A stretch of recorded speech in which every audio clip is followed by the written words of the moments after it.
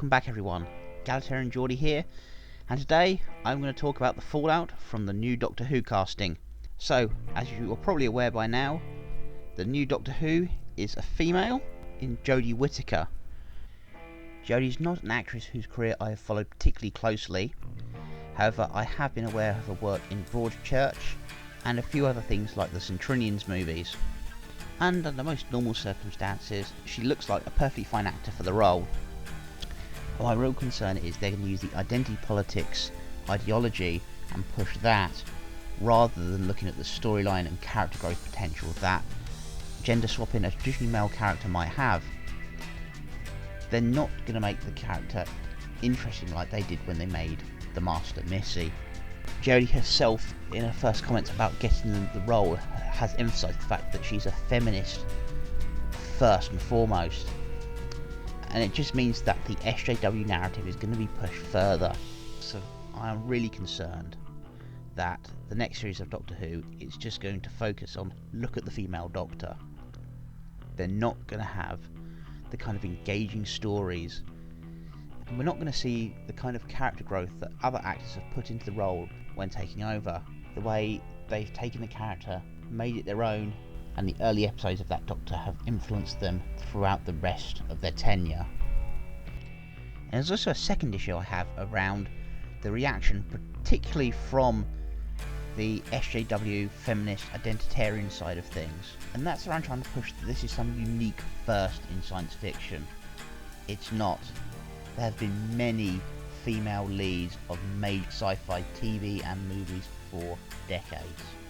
You don't even have to go back in time that far to find great examples of this. Just look at the two most recent Star Wars movies. In Rogue One, you have Jyn Erso as the lead character, the point of view character whose story the movie is pretty much telling. She goes from a prisoner of the Empire to working with the rebellion to the hero that transmits the Death Star plans to the rebels, which ultimately saves the day and sets up the storyline of the original Star Wars trilogy that we all know and love. And just 1 year before Rogue One, we had The Force Awakens, where Rey is the main character, essentially playing the equivalent in the new trilogy of Luke Skywalker in the original trilogy. Again, the primary character that drives the narrative and drives the story forward. And then looking at the other Goliath sci-fi franchise, Star Trek, and it's just over 20 years now since the start of Star Trek Voyager.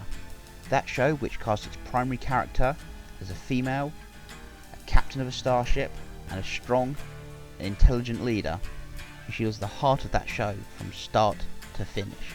And going further back in time, you've got movies like The Terminator and Alien, where you've got Sarah Connor and Ripley, two of the strongest female characters you could possibly imagine, with great character development. Looking a bit more closely at one of those, Sarah Connor, in the first Terminator movie, yes, she was the weak female character at the start of that movie, but through it she grew and she became a strong character by the end. And then in the sequel, she was prepared to lead her son and help him become what she knew he needed to be in the future, the leader of the Resistance. And from the Alien franchise, Ripley's development, from just a member of the crew of the Nostromo to the sole survivor at the end of the first movie, and in the second, the protective mother figure fighting against the alien queen. These characters grow.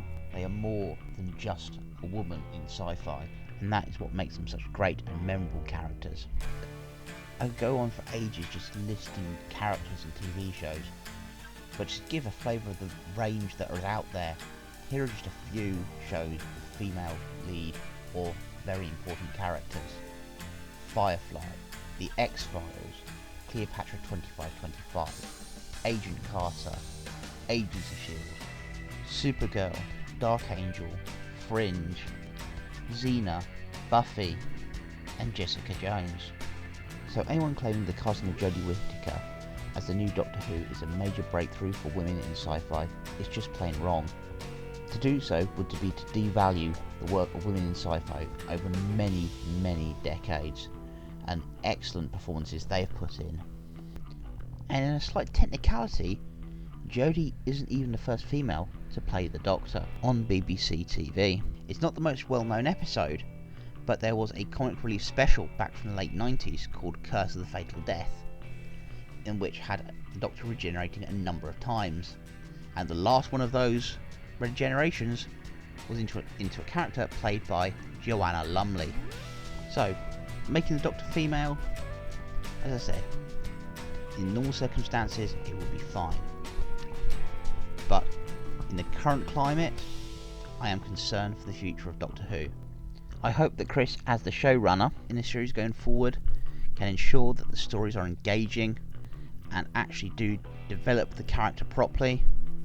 And I do hope that Jodie does prove to be the right actor for the role. I don't want Doctor Who to be a failure. It's a show I've enjoyed for many years. As I've said, I do have concerns, but I really do hope the people in charge make the right decisions and make this work. That's all for this video. Take care everyone, and speak again soon.